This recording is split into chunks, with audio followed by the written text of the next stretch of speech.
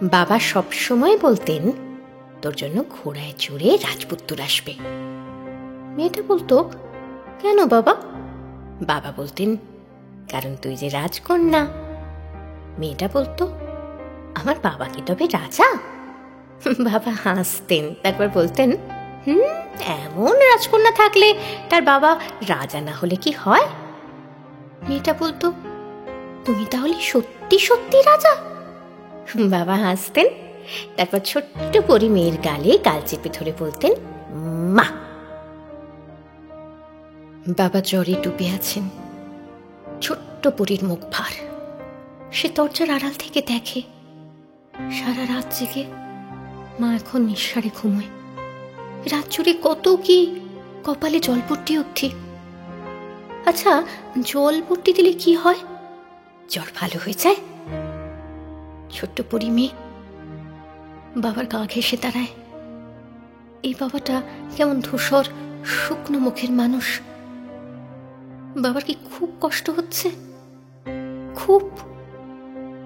পরি মেয়ে তার চুলের ফিতে খুলে ফেলে, তারপর বেসিনের জলে ডুবিয়ে বাবার কপালে বেঁধে দেয়।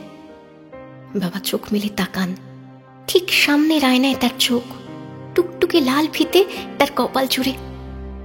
পরি মেয়েটা বড়দের মতো করে বলে, রাজামশাইয়ের জ্বর কি তাহলে কমলো? বাবা হাসেন, দুহাতে জাপটে ধরেন তার রাজকন্যাকে বুকের ভেতর।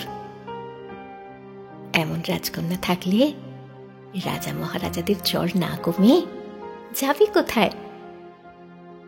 বাবা রাজকন্যাকে কাঁধে নিয়ে হাঁটেন, কোলের ভেতর বেড়ালের রুমে ঘুম পাড়ান, সারা বাড়ি ঘুরে ছোটেন।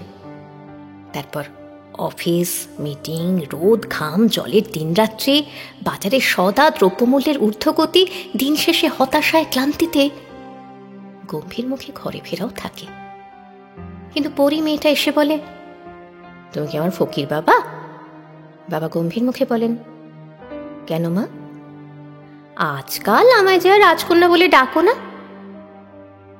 ক্লান্তিরা দানা ঝাপটে পালায়, দুশ্চিন্তাও। বাবা রাজা মহারাজা হয়ে যান মুহূর্তে। তার বুকের ভেতর ডানা ঝাপটায় রাজকন্যা।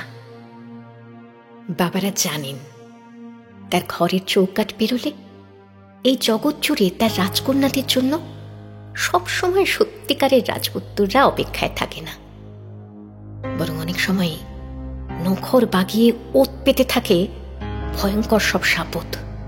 হয়তো তাই পৃথিবীর সব বাবাই তার বুকের ভেতর আজীবন তার রাজকন্যাদের পুষে রাখতে চান। হয়তো তাই জগৎ জুড়ে সকল রাজকন্যাদের বুকের ভেতর ফিসফিসিয়ে বাজে, I am a princess, not because I am a prince, but because my father is the only king.